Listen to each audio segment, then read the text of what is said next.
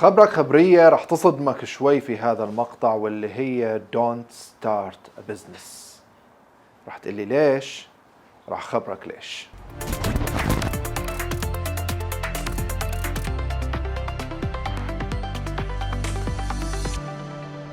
كثير من المرات بلتقى بشباب بعرفهم، تعرفت عليهم بالماركت. هذول الشباب شغالين مندوبين للدعاية الطبية ميديكال ريبس. التقينا في بعض الزيارات عند بعض الأطباء بانتظار لبعض الدكاترة، وبيجي بيحكي لي خالد، أنت أخذتها من قاصرة وطلعت من الوظيفة وعملت يور اون بزنس، نحن ما عم نقدر نعملها اليوم. فجاوبته قلت له don't start your business في حال كنت عم تدور على وقت فراغ، more free time، لأنه البزنس تبعك رح ياخد منك كل الوقت اللي كان فراغ بالنسبة لك وقت الوظيفة. رح invest هذا الوقت بالبزنس لحتى تكبر هذا البزنس. ودونت ستارت ا بزنس إذا كنت مفكر انك انت تشتغل يور اون بوس. صحيح انك انت رح يكون قرارك وشورك من راسك وما في مدير فوق راسك يصرع لك راسك طول اليوم. حققت التارجت ما حققت التارجت، جبت مبيعات ما جبت مبيعات، اليوم نزلت زيارات اليوم ما نزلت، اليوم مالك خلق تشتغل، فما في حدا فوق راسك. صحيح يور اون بوس، بس انت اذا ما كان البزنس تبعك لهدف واحد وواحد بس، بتكون عم تخلق وظيفة لنفسك من خلال بزنس انت عملته. الهدف الاساسي لبناء اي بزنس هدف وحيد فقط، وهذا الهدف لابد انه يكون قدامك وقت اللي انت بدك تأسس شغلك الخاص، واللي هو your business generate profit so you can invest. خلينا نبريك داون هي الجملة your business generate profit. كتير من الناس بتأسس مشاريع وبتفكر حالها عم تشتغل وتستثمر وأنا عم بعمل وأنا عم سوي، هو بالنهاية ما عم يربح، بالنهاية عم يصرف من رأس المال، بالنهاية ما عنده الطريقة الصحيحة لبناء بزنس healthy business، هذا البزنس اللي يكبر ويعمل له profit، يعمل له فائدة، يعمل له ربح. فكتير من الناس عنده بلورد فيجن على تأسيس المشاريع، فالمشروع شغال بس مو عارفان هذا المشروع. بالنهاية بتلاقي المشروع اشتغل سنة وسنتين وثلاثة وشات داون، قفل وحمل حاله ومشي. وهذا هو السبب الأساسي لخسارة المشاريع. بيقولوا من 96 إلى 97% من المشاريع بتقفل بأول 5 سنوات من عمرها. هذا هو السبب الأساسي.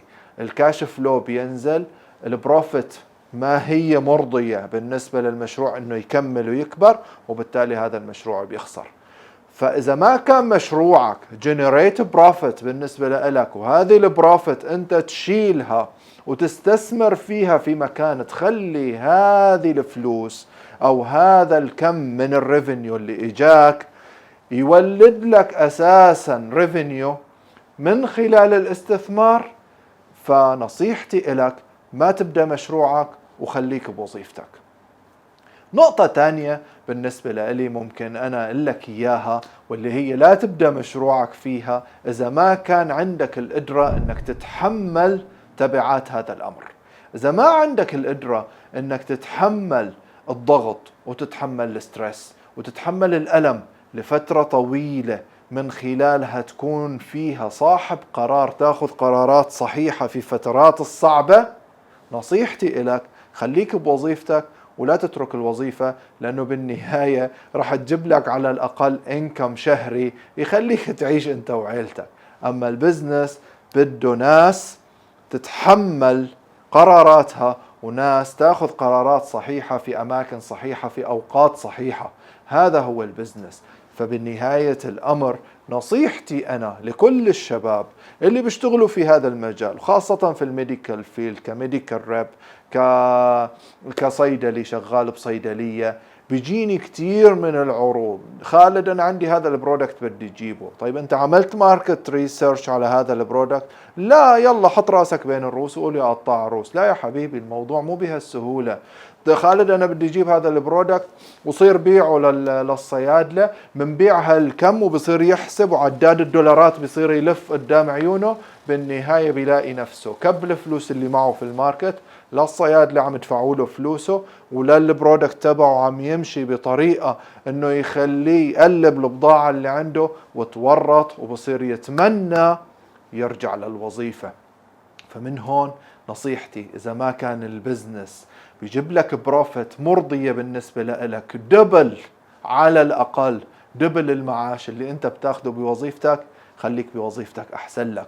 وإذا ما كان عندك الفكر للاستثمار to invest جزء من هذه البروفيت اللي أنت بتحصل عليها لحتى تحصل بروفيت أعلى، وتحصل تخلي أنت الفلوس هي اللي تشتغل لك generate by itself، نصيحتي لا تبدأ البزنس. أفضل أنواع الاستثمار، رح تسألني شو استثمر وبإيش استثمر وما عندي خبرة، هل أروح اشتري أوراق مالية ولا أضارب بالبورصة ولا شو أعمل يعني بالاستثمار؟ إذا ما كان عندك الخبرة بالاستثمار، فأفضل أنواع الاستثمار هي استثمارك بنفسك، استثمارك بذاتك، انك انت تاخذ جزء من البروفيت او الريفينيو اللي عم يجيك وتستثمره بنفسك لتطوير مهاراتك القيادية، مهاراتك البيعية، مهاراتك التسويقية. هذه المهارات انت لما بدك تبنيها بنفسك رح تاخذها معك بأي مكان، ورح تقدر من خلالها